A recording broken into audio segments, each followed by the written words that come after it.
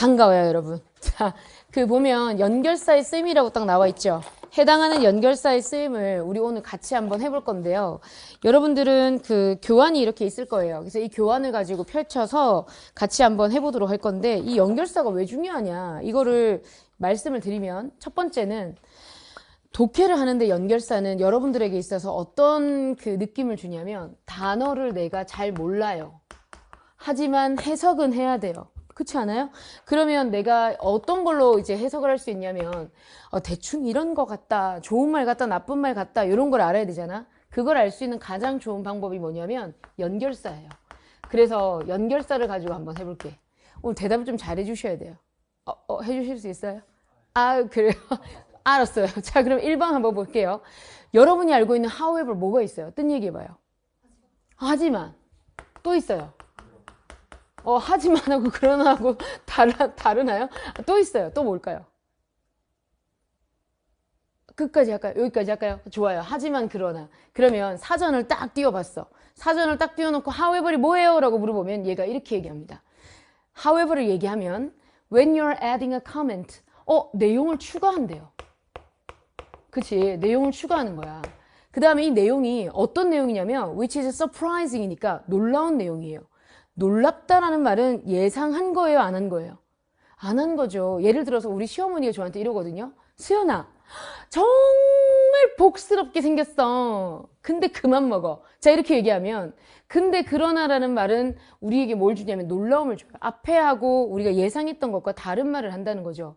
하나 더 보면 지금까지 얘기했던 것과 반대예요. 그러니까 5월이 들어가 있으니까 여러분, 우리가 알고 있는 그러나는 맨날 아니야 하고 뒤집어진다 이것만 알고 있는데 내용이 추가된다는 것도 있다는 거죠. 그래서 우리가 뭐 문장 삽입이나 순서 이런 거 풀 때 however이 나오면 그 뒤에 만약에 이렇게 나왔어. however 뒤에 뭐가 나왔냐면 수연이는 이렇게 나왔다. 그러면 그 정보에서 수연이에 대한 정보가 여기서 지금 새로운 게 시작된다 하고 똑같아요. 그래서 우리가 however는 그러나 라고 하는 표현이 맞지만 여기서 하나만 더 적어주면 이런 내용을 쓴다는 거죠. 대상에 대해서 앞에 나온 내용과 반대되는 거, 혹은 새로운 내용이 추가된다는 거. 그래서 이것도 적어두시면 좋겠습니다. 그래서 여러분 거기 프린트에다가 새로운 내용, 반대, 그리고 추가 이렇게 적어주시면 되겠어요. 자, 그럼 밑에 예문을 적으셨다면 한번 볼까요? 이제 여기서 관찰력이 좀 필요해. however의 특징을 한번 봅시다. He was feeling bad. 컨디션 별로야. He went to work. 일하러 갔어. 근데 그것도 열심히 하려고 최선을 다했어요. 집중하려고. 그 말은 컨디션이 보통 나쁘면 우린 쉬죠. 그럼에도 불구하고 뭐 했다는 얘기냐면 가서 열심히 하려고 애를 썼다 이거거든요. 그러니까 내용이 뭐다, 추가가 되었고 반대 맞구나. 우리 하나 더 보자는 거죠. 주어가 뭐예요? 다 he죠. 자, 그럼 여기서 he, 그 다음에 he, 그 다음에 히히히잖아. 그죠? 동일한 대상에 대해서 얘기를 합니다. 이것도 중요한 거예요. 그래서 관찰을 통해서 여러분 연결사는 그러나, 반대 또는 추가가 있는데 그게 뭐냐? 동일 대상이라는 거예요. 주어가 안 바뀐다는 얘기입니다. 이해되셨죠? 요거는 일단 딱 처음에 봤을 때 여러분 예 하고 보셔야 되는 거예요. 그리고 하나 더 있어요. however이. 자, 두 번째 however 한번 가볼게요. 자, 두 번째 however는 뭐냐면 이거예요. 아무리 뭐뭐 해도, 뭐뭐일지라도 이렇게 해석이 되는 건데 얘를 언제 사용하냐면 형용사 또는 부사 요런 것이 앞에 나와요. however 뒤에 형용사나 부사가 나와요. 뭐 예를 들어서 이런 거, however smart she is, 그 다음에 she fails, 이런 거 있죠. 그럼 해석이 어떻게 되냐면 아무리 똑똑해도 실패했어 이 말이거든요. 그래서 여러분이 여기서 이제 however를 보면 찌라도 라고 해석이 되는구나. 그래서 however는 찌라도 라고도 해석이 돼요. 그리고 however small 그 다음에 they were, 이렇게 they were가 생략된 거거든요. 접속사입니다. 그래서 however이 연결사의 역할도 하지만 연결사일 때는 접속 부사라고 해요. 얘가 접속사 역할을 하면 찌라도라고 뜻이 돼요. 그럼 그때는 얘는 뭘 나타내냐? 뒤에 거는 중요하지 않아. 얘가 중요하다는 얘기예요. 아무 위험도 감수하고 싶지 않아 이거예요. 아무리 사소해도. 그러니까 however에서는 우리가 여기가 들어가 있는 문장보다는 중요한 정보가 주어 동사에 있구나. 이거 보시면 돼요. 그 다음 형용사하고 부사를 가지고 있지 않고 그냥 however를 쓸 수도 있습니다. 접속사로. 볼까요? 지금 밑에 있는 경우죠. 그럼 그렇게 문장이 나와도 마찬가지예요. 아무리 봐도 자 뒷문장이죠. 걔는 비용이 많이 드는데 이거는 뭐다? 결국 중요한 정보가 뒤에 있다는 거예요. 그래서 however이라고 하는 것은 하지만, 그러나, 그 다음 뭐뭐일지라도 이렇게 여러분들이 보시고요. 동일 대상에 대해서 새로운 내용이 추가되거나 반대되거나 아니면 뭐다? 뒤에 중요한 정보가 온다. 끝. 그래서 however는 뒤통수에 중요한 정보가 와요. 그래서 접속사로 쓰일 때도 뒤에 있는 문장이 중요하고 그 다음에 역접을 나타낼 때 however 컴마 찍어도 그 뒤가 중요해요. 끝. 자, 그러면 however하고 똑같이 쓸 수 있는 표현 중에 여러분 좀 어색하게 보이는 거 있죠. 어떤 거 있냐. 이런 거 저런 거 잘 표시하셔야 돼요. 이런 거. notwithstanding. 이런 게 이제 EBS에서 처음 보는 거예요. 근데 나올 수 있으니까 체크하시면 돼요. 그 다음에 이제 컴마 사이에 오는 도우도 그러나라는 뜻이에요. 자, 그 다음에 이제 also. 자, also는 부정문에는 안 씁니다, 여러분. 여러분, 이런 거 아시죠? 선생님, 저는 들어봤는데요. not only A. 그 다음에 but also B. 저 여기서 봤어요, also. 자, 이거는 B를 강조할 때 쓰는 표현이에요. A뿐 아니라 B도. 그래서 also 같은 경우도 실질적으로는 어떤 것을 나타내냐면 추가 정보를 나타낼 때 쓰는 표현이에요. 그리고 항상 마지막에 써요. 그래서 마지막으로 추가할 때 쓰는 게 also예요. 보면 주어 똑같죠? 주어도 똑같고요.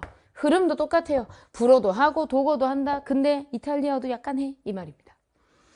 however하고 차이점은 흐름이 바뀌지 않는다. 요거예요. 자, 그러면 이제 요것도 보시고 그 다음 가볼게. 세 번째. 두 번째 보시면 by contrast 이렇게 나와 있어요. 얘는 형광펜으로 좀 표시하셔야 돼요. 대조하고 however하고 구분을 좀 하셔야 돼요. 얘는 뭐가 다르냐. 자, 우리 이렇게 쓸 수 있거든. 어떻게 쓸 수 있느냐. 일단은 완전히 상황이 다르다. 여러분이 방금 전에 언급한 것과 그러면 여기서 뭘 할 수 있냐면 언급한 상황이 두 개예요. 근데 그 두 개가 서로 차이를 보이고 있구나 이런 뜻이에요.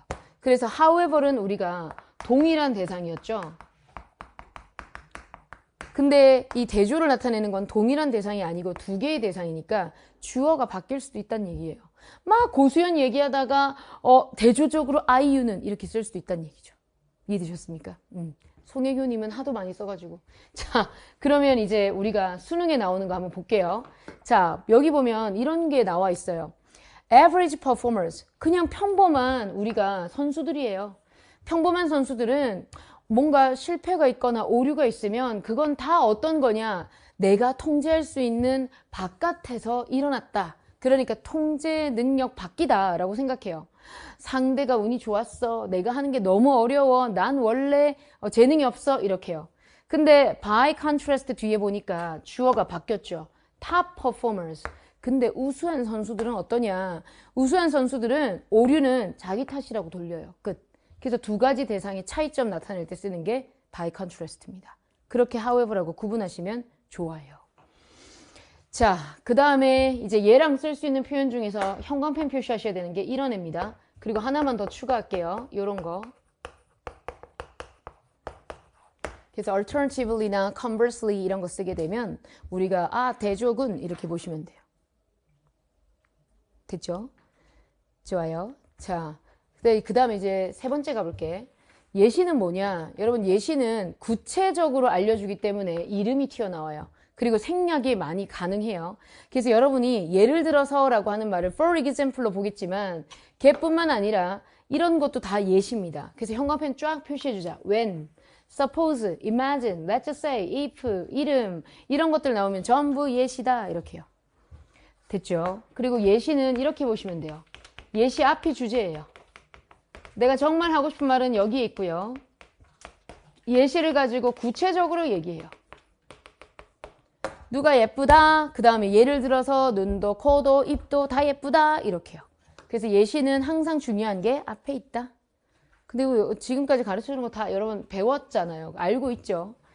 그 다음 이제 4번 가볼까요? similarly는 언제 쓰느냐. 자, 여기 예문 봐봐. 뭔가가 다른 뭔가랑 비슷하다. 이것도 두 가지 대상이에요. 공통점에 대해서 얘기를 하고 있죠. 자, 그래서 이거는 이렇게 한번 써볼까요? 같은 원리, 다른 예시. 그래서 이거를 갖다가 바꾸면 뭐가 되냐면 또 다른 예시가 돼요. 그래서 similarly는 예시 뒤에 쓰시면 됩니다. 여러분이 만약에 순서 문제를 푸는데 for example과 similarly가 있잖아요. 그러면 for example이 먼저 나오는 게 무조건 정답이에요. 이해되셨죠? 자, 그러면 볼까요? 이게 수능 지문인데요. 보면 그렇잖아요. 예시 나왔죠? 그 다음에 뭐가 나왔느냐? 뒤에 보시면 likewise. 이게 similarly하고 똑같아요. 그래서 예시 뒤에 항상 쓴다. 끝이에요. 얘는 앞뒤 내용이 똑같을 때 쓰니까 그냥 읽어보시면 되고 또 안 읽어도 된다는 얘기예요. 자, 그러면 우리 1번에 한번 적용시켜 볼까요? 제가 풀게요. 잘 봐봐요, 여러분. 우리가 왜냐면 OT니까. 주제로 가장 적절한 것을 골라라. 사실 내용이 굉장히 길어요. 보시면 엄청 길죠? 자, 그러면 나는 이거를 빨리 풀고 싶은데 시간이 없어. 나는 어떻게 할까? 일단 연결사를 먼저 보는 거지. 그러면 보통은 연결사가 제일 중요하니까 뭐가 있냐? 일단 여기 however도 같이 있네요. however. 그 다음에 also. 그 다음에 also. 그 다음 뭐 있냐면 뿅. 자, for example. 그 다음에 또 뭐가 있냐면 likewise. 끝났죠.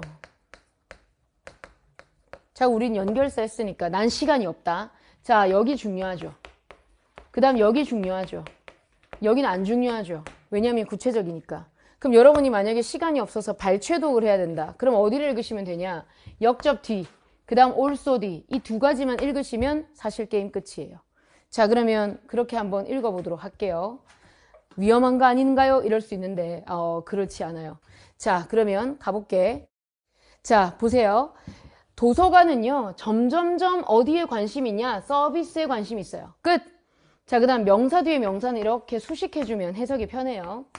자, 그 다음에 this는 앞문장이거든요. 서비스가 그들의 관심사예요. 그렇구나. 특히 이런 것들은 이제 뒤에 그냥 갖다 붙이는 말이에요.